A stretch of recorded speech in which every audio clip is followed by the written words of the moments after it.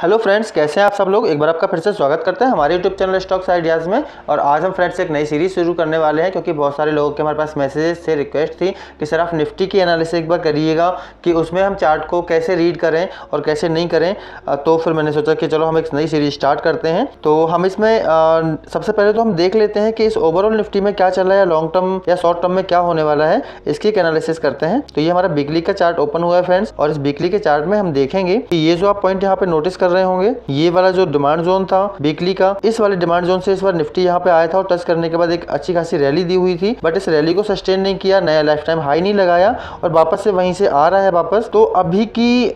जो एनालिसिस है उसमें तो ये भी है कि अगर ये यहाँ से और नीचे आता है, क्योंकि अभी इसके पास मार्केट में कोई सपोर्ट नजर नहीं आ रहा है। अब देखेंगे फ्रेंड्स, ये वाला जो अभी यहाँ पे क्लोजिंग दी हुई है वो डे लो पे क्लोजिंग दी हुई है। ये इस वाली कैंडल का भी यहाँ पे लो है, ये वाली कैंडल का भी लो है, ये वाली कैंडल का भी लो है, यहाँ पे भी लगभग वही लो है। तो और इसकी क्लोजिंग भी उसी पॉइंट पे है। तो ये चारों पॉइंट्स जो थे एक स्ट्रॉन्ग सपोर्ट की तरह काम कर सकते थे, लेकिन अभी क्या हुआ, मार्केट ने ठीक यहीं पे क्लोजिंग दे दी है। तो अब अगर इसके नीचे थोड़ा सा भी रुकेगा मार्केट, तो फिर जो नेक्स्ट इसका सपोर्ट है वो लगभग मुझे यही नजर आएगा फ्रेंड्स, जो 16,400 का लास्ट टाइम लो लगाया था। तो मे भी पॉसिबल है कि यहाँ तक आ सकता है, लेकिन ऐसा नहीं करना है कि यहाँ तक आ सकता है तो अपन कल ही मार्केट ओपन हो और हमने बहुत सारी पुट यहाँ पे लेके रख ली, तो फिर तो ये गड़बड़ हो जाएगा, क्योंकि ऑलरेडी हमें बहुत सारी चीजें सोचनी होती है ऑप्शंस में काम करने के लिए। तो अभी ये हमारा एक वीकली व्यू हो गया या फिर एक 2 वीक का व्यू हो गया कि हाँ आने वाले 1 या 2 वीक में ऐसा हो सकता है। लेकिन हम पहले डेली के कैंडल पे देखेंगे। डेली के कैंडल में क्या था, मार्केट आज ओपन हुआ, ओपन होने के बाद नीचे ही जाता गया। लेकिन कल बहुत सारी मार्केट में न्यूज़ेस भी थी कि घोटाला हो गया है, बैंक में घोटाला हो गया है और ये रशिया का कुछ वॉर वगैरह भी चल रहा है। लेकिन फ्रेंड्स, यहाँ पे ट्रेड करना बिल्कुल आसान नहीं होता है। यहाँ पे क्या हुआ होगा, हमारे बहुत सारे रिटेलर्स का जो नए नए कमर्स होते हैं उनके पैसा यहाँ पे गया होगा बिल्कुल, क्योंकि ये अब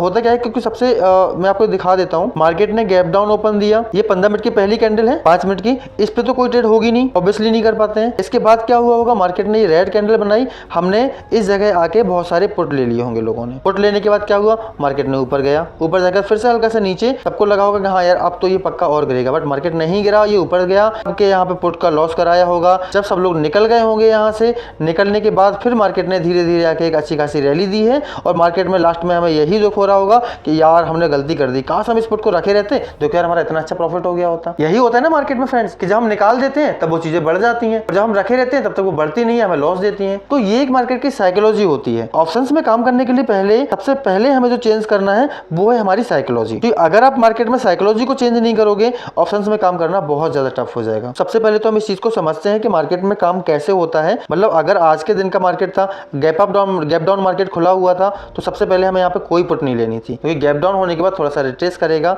रिट्रेस करने के बाद एक यहाँ पे लेवल क्रिएट करेगा। जैसा कि आप ये देखोगे, एक ये लेवल यहाँ पे इसने बनाना स्टार्ट किया है ना, और ये एक लेवल जो बनाया, इसके बाद फिर अगर इसके नीचे सस्टेन कर रहा है और हमें अगर लग रहा है तो हम इस ठीक लेवल के ऊपर का एक हम स्टॉप लॉस लेके यहाँ पे ट्रेड करेंगे। दूसरा फ्रेंड्स, क्या करना है, जब भी आप कभी ऑप्शन में काम करते हैं तो सबसे पहले हमें स्टॉप लॉस वहां पे 110% डिसाइड रखना है और उस स्टॉप लॉस पे निकल ही जाना है, क्योंकि मार्केट में एक ही चीज है जो सबसे ज्यादा लॉस देती है, वो है कि अरे यार अब वापस आएगा, अब ये बढ़ जाएगा, अब बढ़ जाएगा, और फाइनली हमारा 100 रुपए का ऑप्शन होता है वो धीरे धीरे 50-30 रुपए हो जाता है, 40 रुपए हो जाता है, हमने उसको और एवरेज कर लिया होता है, लॉस भी ज्यादा हो रहता है, और फिर एक बार माइंड में ये सेट होता है अरे यार अब एक छोड़ो यार, देख लेते हैं, आएगा तो आएगा, वरना डला रहने दो, चला जाए पैसा चला जाए, और ये सोच के वो पैसा भी आपका चला जाता है। सबसे पहले तो हमें माइंड को वहां पे बहुत अच्छे से प्रिपेयर रखना है कि हमें ट्रेड कैसे करनी है। अब हम एक बार यहाँ देख लेते हैं कि मार्केट में हुआ क्या और कल के दिन क्या क्या पॉसिबिलिटीज हैं जो होनी चाहिए। तो सबसे पहला तो हम ये देखेंगे कि मार्केट ने एक यहाँ से ऊपर जाने के बाद फिर ये गैप डाउन दिया, गैप डाउन देने के बाद एक रेंज बाउंड सा हो गया और यहीं पे क्लोजिंग दे दी। क्लोजिंग इसकी बहुत अच्छी नहीं थी, क्लोजिंग डाउन साइड में थी,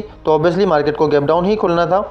तो मार्केट उसी हिसाब से जैसा सोचा वैसा गैप डाउन भी ओपन हुआ आज के दिन में, और गैप डाउन होने के बाद भी एक ये रेंज में रहा, और रेंज में रहने के बाद ये मार्केट ने क्लोजिंग नीचे दे दी। अब इसकी क्लोजिंग तो बिल्कुल भी अच्छी नहीं है, क्योंकि अगर ये क्लोजिंग थोड़ा सा यहाँ से जाके किसी एक जो उन्होंने शॉर्ट टर्म के लिए यहाँ पे हम कह सकते हैं कि शॉर्ट टर्म के लिए कोई ऐसे एक ये बनाया और इसके बाद क्लोजिंग यहाँ दे दी, तो फिर एक पॉसिबिलिटी होती है कि हाँ मार्केट में एक रिवर्सल आ सकता है। तो सबसे पहले हमें क्या करना है कि हमें मार्केट में देखना है कि मार्केट तो अगर इस हिसाब से अगर हम मार्केट को प्रेडिक्शन करें तो फिर ये गैप डाउन ही खुलना चाहिए, लेकिन कोई जरूरी नहीं है कि गैप डाउन खुले, क्योंकि आपको वहां पे रेडी रहना है सारी कंडीशंस के लिए। हम अगर ओवरनाइट पोजीशंस लेके जा रहे हैं वो तो हमारे लिए बहुत ज्यादा डेंजरस, कुछ भी हो सकता है मार्केट में, हमें नहीं पता। लेकिन हम अगर ये देखें कि कल के दिन कैसे काम करेंगे वो हम एक बार रिव्यू ले लेते हैं। तो सबसे पहले तो हम ये देख लेते हैं कि यहाँ पे कोई नियर टर्म में सपोर्ट है। वैसे तो सपोर्ट हमने देखा था, डेली पे हमें कोई सपोर्ट ऐसा नजर नहीं आ रहा है। अब एक बार हम सपोर्ट की बात करेंगे तो हम यहाँ पे एक लाइन ड्रॉ कर लेते हैं। एक तो हमारे लिए इस कैंडल का सपोर्ट बनेगा, इसका जो लो था ये कल के लिए हम देख रहे हैं कि कल क्या पॉसिबिलिटीज हो सकती हैं, और दूसरा हमारा जो सपोर्ट होगा वो हमारा इसकी क्लोजिंग पे होगा, क्योंकि क्लोजिंग एक्चुअली मस्ट है, क्योंकि क्लोजिंग पे बहुत सारी चीजें होती हैं जो डिपेंड करती है मार्केट के व्यू। तो एक तो हमारे पास ये दो टर्म हो गए शॉर्ट टर्म के लिए, मार्केट एक तो यहाँ भी आ सकता है या फिर उससे नीचे 16,612 भी आ सकता है अगर ये गैप डाउन खुला तो। अब हमें क्या करना है कल के लिए, अगर मार्केट ने गैप डाउन ओपनिंग दी, गैप डाउन ओपनिंग के केस में क्या होगा कि आपको वहां पे कुछ भी ऐसे नहीं करना है। मतलब मैं अगर या क्या करूंगा, गैप डाउन ओपन होने के बाद ना तो मैं पुट लूंगा और ना ही वहां पे कॉल तो खैर लेना ही नहीं है, क्योंकि मार्केट बियरिश है, मार्केट के सेंटीमेंट्स बियरिश हैं, तो अगर ये थोड़ा सा ऊपर भी जाएगा तब भी वहां से नीचे ही आएगा। तो एक तो पॉसिबिलिटी हमें क्या देखनी है कल के लिए कि अगर मार्केट यहाँ पे गैप डाउन यहाँ कहीं ओपन होता है, यहाँ से आता है और फिर ये ऊपर धीरे धीरे ऊपर जाता है, तो ये जो एक लेवल बनाएगा, इस लेवल पे अगर ऐसा मिलता है कि हाँ तो फिर हम यहाँ पे पुट ले सकते हैं, क्योंकि फिर यहाँ से नीचे आना चाहिए मार्केट को। अगर इसके ऊपर सस्टेन करेगा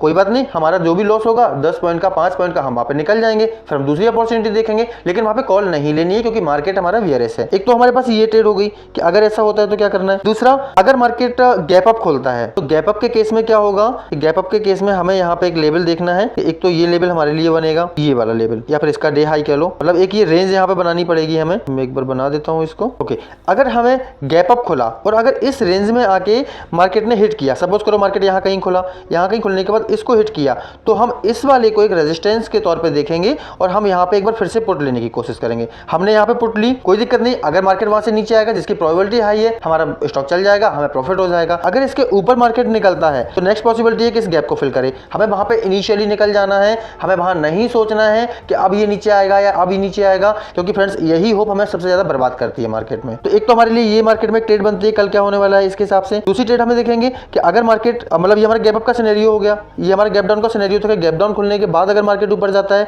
तो हम आज का जो लो है उसको हम एक रेजिस्टेंस के रूप में देखेंगे और वहां से एक पुट लेने की कोशिश करेंगे। दूसरा सिनेरियो हमारे लिए क्या बनता है फ्रेंड्स, अगर फ्लैट ओपनिंग होती है तो उस फ्लैट ओपनिंग के केस में क्या होगा, अगर मार्केट ने फ्लैट ओपनिंग दी तो ये हम कह सकते हैं कि मार्केट ने एक थोड़ी सी स्ट्रेंथ बनाना यहाँ पे स्टार्ट कर दी है। मतलब ये नहीं है कि हम यहाँ पे कॉल की साइड जाएंगे, बिल्कुल नहीं जाएंगे, लेकिन यहाँ पे कहीं ना कहीं मार्केट एक बेस बनाने की कोशिश कर सकता है। उसमें भी हमें क्या करेंगे, अगर फ्लैट ओपनिंग होने के बाद सपोज यहाँ पे ये यहीं कहीं ओपन हो गया, मार्केट थोड़ा सा ऊपर गया और फिर एक जो नीचे का जो लो बनाएगा ना, जिसे हम डे लो बोलेंगे, उसको जैसे ही ब्रेक करेगा हम यहाँ पे फर्दर 16,700 तक के टारगेट के लिए इजीली बैठ सकते हैं, क्योंकि ये टारगेट हमारे इनिशियली आ जाने चाहिए। अगर मार्केट यहाँ से फ्लैट ओपनिंग होने के बाद ऊपर जाती है तो ऊपर कहाँ, यहाँ तक तो मुझे जाने की पॉसिबिलिटी दिख नहीं रही है, क्योंकि मार्केट में कोई ऐसी स्ट्रेंथ नहीं है। तो हम यहाँ पे एक और क्या करते हैं, एक हमें यहाँ पे जो नजर आ रहा है अपन उसको ड्रॉ करते हैं। ये हमारी एक ट्रेंड लाइन नजर आ रही है, इसको हम थोड़ा सा और शॉर्ट में देख लेते हैं, 5 मिनट की कैंडल पे देख लेते हैं, क्योंकि ऑप्शंस में काम करने के लिए फ्रिक्वेंटली डिसीजन लेने होते हैं तो हम टाइम फ्रेम को छोटा रख सकते हैं। तो हम यहाँ पे देखेंगे कि अगर मार्केट ने फ्लैट यहीं कहीं ओपनिंग दी, ओपनिंग देने के बाद अगर इस वाली ट्रेंड लाइन को इसने टच किया तो यहाँ पे हम डेफिनेटली एक बिल्कुल पुट की तरफ हम बढ़ सकते हैं। मतलब मैं यहाँ पे एक डेफिनेटली पुट लूंगा,